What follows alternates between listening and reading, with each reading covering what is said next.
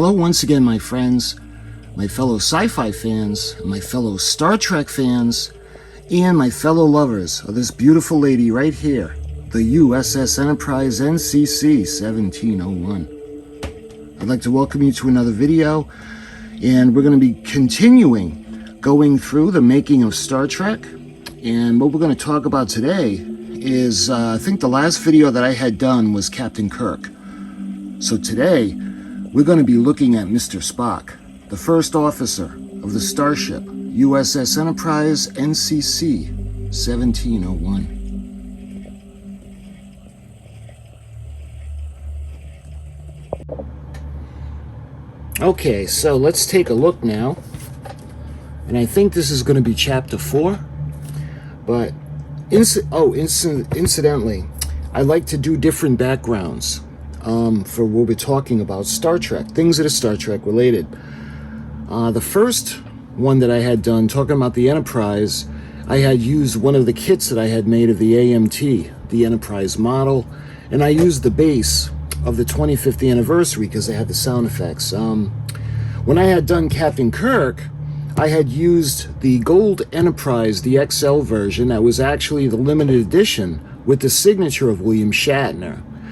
I had done that. Well, since I don't have any autographs of Leonard Nimoy, unfortunately, what I did to honor him was I actually made a kit and I created the U.S.S. Nimoy. And I made it NCC-1931 because that was his birth year. So the way I did it, incidentally, I did a whole video on this build, but it lights up because I wanted to combine the regular ship, or not the regular, the Constitution class, with a little bit of the refit. So I wanted to light up the registry numbers, light up the windows. You can see underneath the where the sensor dome is, lighting everything up, lighting up the nacelle pylons as well as the saucer pylons, and I actually put in the sound effects. So I said to the director, I think we should have some special greeting that Vulcans do, because he said, I said, well, you know, humans, we have these rituals, things that we do. We shake hands, we nod to each other, we bow to each other, we salute each other. What do Vulcans do? So I suggested this. He said, okay.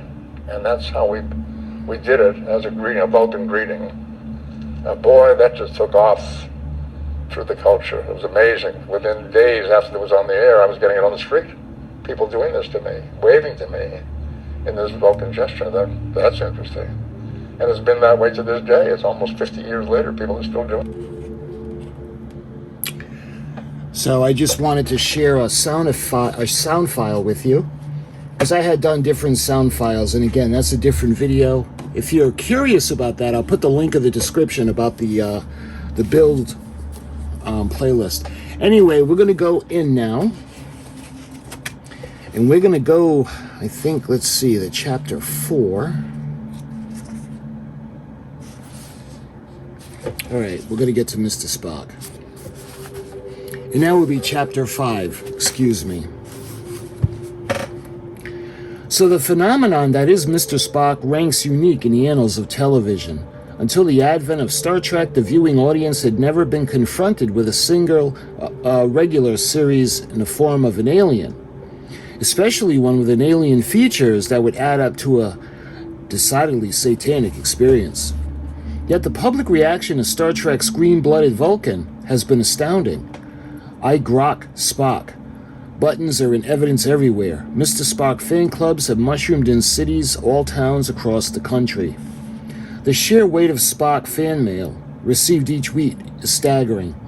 Unless extreme measures are taken beforehand, Leonard Nimoy, or Nimoy's public appearances, rapidly assume the proportions of a full-scale riot. In a society that preaches conformity, a society in which being different is frowned upon, this success story is remarkable. Mr. Spock is the ship's science officer in charge of all scientific departments aboard the U.S.S. Enterprise. As such, he is the ship's #2 ranking officer. His bridge position is at the library computer station, which he operates with uncanny skills. He can extract and interpret complex information with great rapidity and even read memory bank bleeps direct without the voice translation needed by his fellow crew members.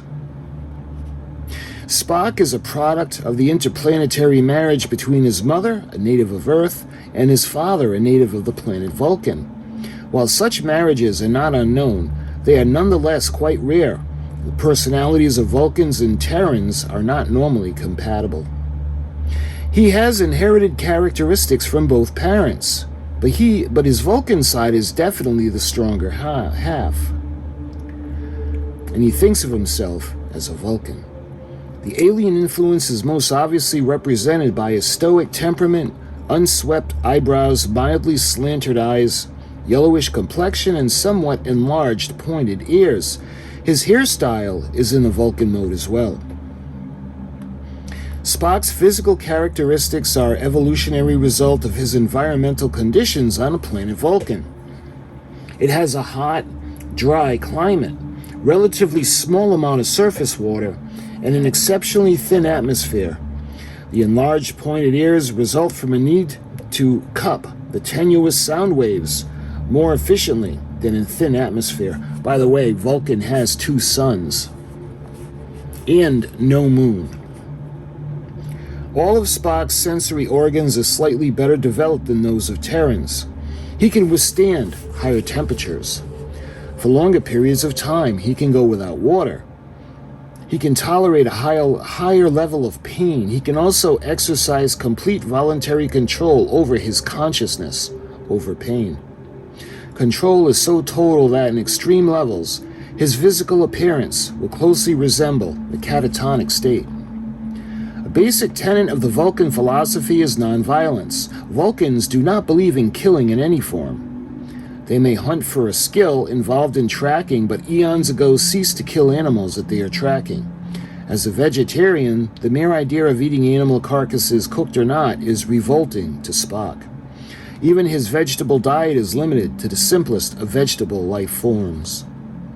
Spock himself, however, admits the Vulcans are not incapable of killing. If given sufficient reason, a Vulcan will kill quite efficiently.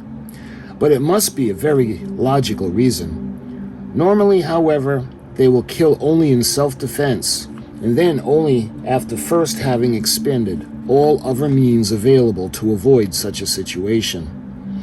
In the matter of record, the Vulcan in the space service must occasionally be ordered to kill if they do not think of the situation logically justifying it. This does not mean Spock will not resort to physical violence, or a lesser degree, again, if it's logical. He has become quite famous for the Spock nerve pinch, applied with the fingers of his right hand to the area on the top of the right shoulder near the base of the neck. It blocks the blood and nerve responses to the brain and produces instant unconsciousness. Spock's stoic temperament, his refusal to say anything or do anything not based solely on logic, is also a reflection of his logical Vulcan heritage. Complete adherence to logic is the primary motivation factor in a Vulcan's mental process. Of necessity, and complete suppression of emotions, which is required, lest be logical influenced in any result.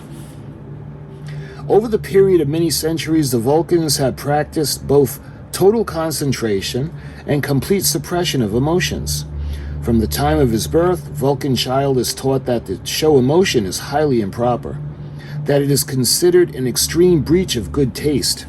The reason for suppressing emotions should be obvious. Emotion gets in the way of order and tranquility. It is undeniably true that emotion has killed more people on Earth than any other cause. Vulcans long ago concluded that emotions are dangerous, set about to repress it and replace it with logic. Century after century, through practice and custom, they repressed emotional feelings until they became almost incapable of it. Logic became breath, sensation, and uplifting and delightful as emotion it replaced. In many ways, logic made the planet Vulcan superior to Earth, and its last 10 centuries have been much more peaceful than Earth's past. Because of his mother's origin, however, Spock does have a human side to his personality, a human side with emotion. The result is a continual struggle within himself to suppress his feelings, but his Vulcan half is normally in control. Conditioned since childhood not only to deny, but also to be ashamed of emotions, Spock thrusts feelings aside and finds a logical, rational way of explaining every situation. But there is a price that Vulcans pay for their repression of emotion. At certain times in their lives, the Vulcan male is overcome with a mating urge. It was very much like a rutting season. Having withheld emotion for so long, they must succumb to the period of time sufficient to get it totally out of their system. Their behavior is based on a combination of Vulcan law, tradition, and instinct. When a time comes in that time and in that place, there is entirely logical and entirely proper. Talking about Pon farr. The specific time interval between these occurrences varies from male to male and by other circumstances. The average is about once every 7 Earth years, when a Vulcan is separated from his people, as is Spock. More often, if living among his own kind, it is possible that Spock might not follow the unusual Vulcan pattern, since he has a human half influencing him as well. Another unique Vulcan ability exhibited by Spock is a type of ESP that the Vulcans refer to as a mind meld. He can merge his mind with that of other intelligence and read its thoughts. While he will use this ability with circumstances which make it absolutely necessary, he dislikes doing it because the process requires emotional contact as well, thus robbing him of his stoic mask and revealing too much of his inner self. The physical cost of this process is also quite high. Thus, while Spock is classified as a Vulcan, he is in reality neither Vulcan nor Terran. He is biologically, emotionally, and eventually intellectually a half-breed. Mr. Spock's father, Sarek, is a Vulcan ambassador, and prior to entering the diplomatic service as a highly esteemed physicist on Vulcan, Sarek's father, too, was a Vulcan ambassador. Spock therefore had a distinguished Vulcan family heritage behind him. Sarek is 102 years old, or about middle age in a term of Vulcan years.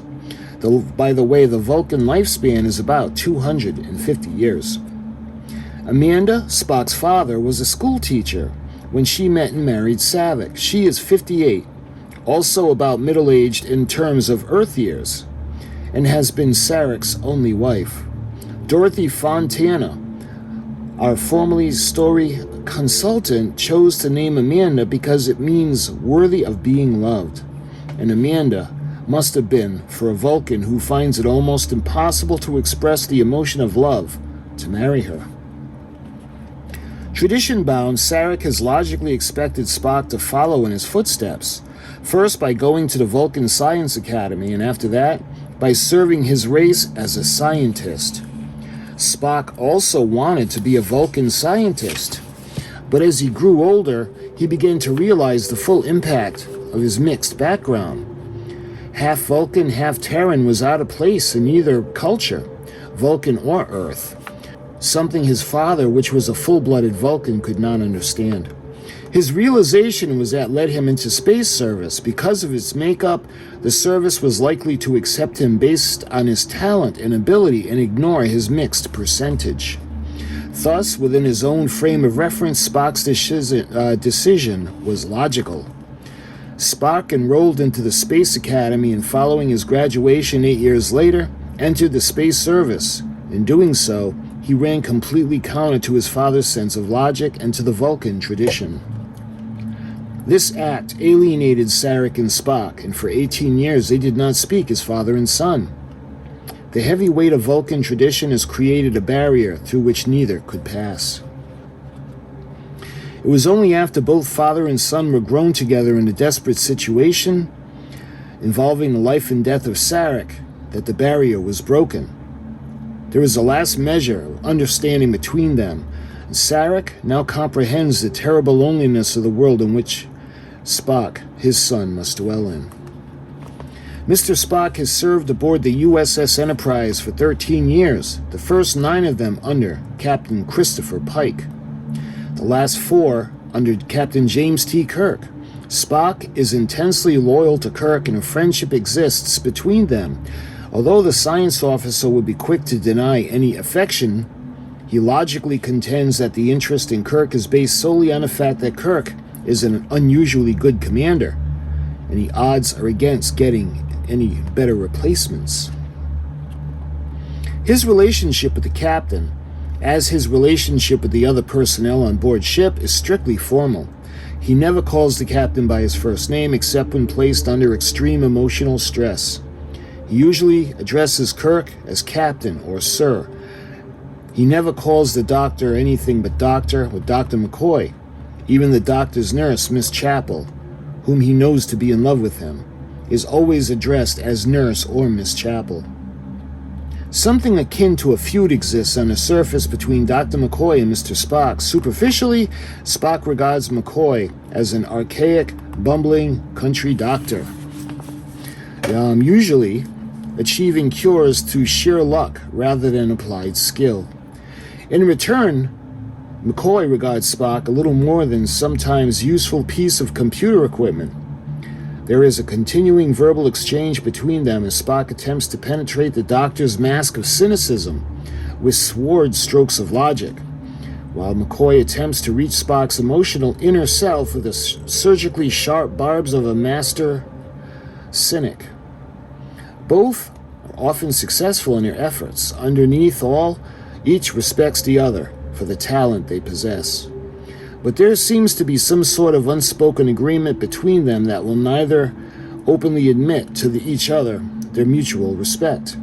Dr. McCoy regards Spock as somewhat of a medical phenomenon and is continually worried about treating him should he become ill.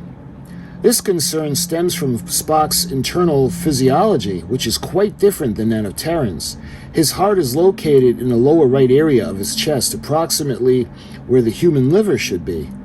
He has green blood, a different composition from human blood, plus a pulse rate of 242 beats per minute.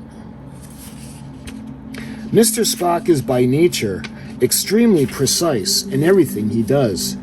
Even if it forces the circumstances to state an approximation, he will try to locate any data that will increase the accuracy of his statement. There are no other Vulcans aboard the Enterprise. Spock's loneliness is increased by the fact that a Vulcan does not make the most interesting social company for humans. He does engage the three-dimensional chess, using the ship's computer as his opponent. Also, he sometimes plays the unusual Vulcan harp. As a computer expert, his primary interests lie in logic and abstract mathematics, as he spends a great deal of his leisure time engaged in pure research. This may be a form of escape for Spock, but it also is unquestionably a source of genuine enjoyment. For the very earliest concepts of Star Trek as a potential television series, Gene Roddenberry had insisted that Mr. Spock is a vital element. A science fiction series should logically include an alien character, but also because Spock enables the series to make an interesting social comment on the human race. Spock's alien perspective permits unusually barbed and interesting statements of the fallibility of both human customs and institutions. He allows us to see ourselves as the others see us. Mr. Spock's popularity may give Leonard Nimoy immense pleasure, but the Vulcan's pointed ears very often give Leonard immense pain. The ears are created from carefully molded, delicate pieces of rubber that fit tightly over Leonard Nimoy's ears. But no matter how carefully they are fitted and adjusted, there is some small amount of movement when he walks and when he talks. The result is the same exquisite agony for every moment, and the same exquisite pain every woman has encountered from a pair of too tight earrings. The pain notwithstanding, Leonard was more than a little concerned in the beginning about the viewer acceptance of the series. The closer the show became to the premiere date, the more concerned he became that the show should be taken seriously by the viewers. Above all, he did not want to see Star Trek classified as just another kiddie science fiction serial. His concern is mirrored by the following comments. Shortly before the show went on the air, Bill Shatner and I had interviewed by a group of TV writers flown in from newspapers around the country to look over the show. And they were asking, this is just another Lost in Space, right? This was their attitude. Some were indifferent and others openly hostile to the space show. They simply assumed that Star Trek was going to only be slightly more elaborate, an example of space hokum. Some comments were, what's the idea of the pointed ears? What's that gimmick? Bill and I had gone to great pains to explain how scientifically oriented the show was going to be, how dimensional the scripts were going to be, and how the level of writing was really going to be superior, with a maximum of dependence on action or violence. A maximum of thoughtful material instead. I don't know how well it went down because all of them were quite skeptical. Anyway, that was on the weekend. During the following week, the group was brought out to the studio as guests. They were brought on set to watch us shoot the last scene of the day, and after which we were supposed to break and attend a cocktail party planned for them. So here we are, shooting a scene, about 30 or 40 of the nation's top TV and newspaper writers watching. The scene takes place in a sick bay. I'm lying on one of the diagnostic beds and Dr. McCoy is treating a wound in my head. The wound is oozing green blood. In rushes Captain Kirk, who says, "What happened?" My line is, "Captain, the monster attacked me." We were all quite embarrassed about the situation, because taken out of context, it would indicate the lowest level of gimmickry, space, adventure, and violence. It was ridiculous, you know. A guy with pointed ears, bleeding green blood, and attacked by a monster. It was embarrassing, and nobody found it particularly funny. But looking back now, it was pretty hilarious. What was the secret to Mr. Spock's success? One of the theories advanced to explain Mr. Spock's popularity is that he is so cool. Cool seems to be an in thing today. Noting Spock's larger female following attributes to his action or his attraction to the great animal magnetism he seems to exude. In discussing his strong appeal to the younger viewers, Leonard Nimoy says, "I don't quite understand it all, but I suspect that the character's remote quality of sorts of loneliness, because he is different from the rest of the Earthling crew, makes the kids react such. I think that they see some of their own feelings in his loneliness and inability to be part of the group." How the scientific community reacts to Mr. Spock? In March of 1967, the National Space Club invited Leonard Nimoy to be their honored guest, and an extensive tour of the Goddard Space Flight Center, followed by a dinner, was attended by 1,500 club members, at which the principal speaker was Vice President Humphrey. Leonard Nimoy finds Spock an interesting role as well as an interesting personality. Spock is fun to portray because underneath, he really does have emotion. If Spock didn't have any emotion, he wouldn't be interesting. Actually, Spock has considerable amounts of compassion, though he won't allow himself to believe that. The emotion-curtailed behavior that Nimoy must display as Mr. Spock has been achieved the hard way, or over a considerable period of time.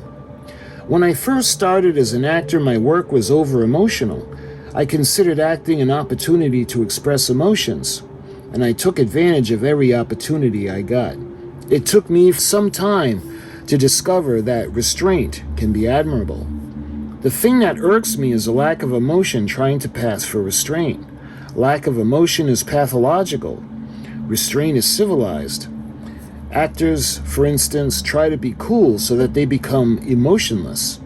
Cool is the admirable trait under certain conditions, but there comes a point where you have to become human to make a choice or say, no, I feel this is right or wrong.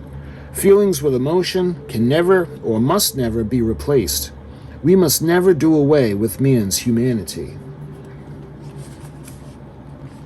Leonard is quick to point out that he has values and respects the powers of the mind. and says we are heading into an era where calculated cool logic is very important. The astronauts are almost computer-like in a good sense of the word. That's necessary because science is so complex. In preparing for the TV role, Leonard's reading habits underwent a decided change, as he normally leans toward Steinbeck and Shakespeare. I started reading science fiction to get the feel of the concept, and found that science fiction can be intelligent and entertaining. I also read current events about space flights, astronauts, flying saucers, and so forth. It must have looked like hundreds of pictures to those of the same thing. As I became tuned in to these things in my daily life, they began to affect the character of Spock. He started to evolve unconsciously. Another thing was his speech. We had decided that his manner would be suggestive as an educated man. Spock probably learned English through formal instruction. To achieve this kind of speech pattern, I listened to recordings of Somerset Maugham reading in his own short stories. Many people have wondered how Gene Roddenberry chose the name Spock. It has no connection with the famed baby book by Dr. Spock. In fact, at the time, Gene had not heard of him. What he wanted was a one-syllable name that sounded strong, implied strength. Spock sounded strong, so that's what he decided to use. It was not until later that someone told him about Dr. Spock.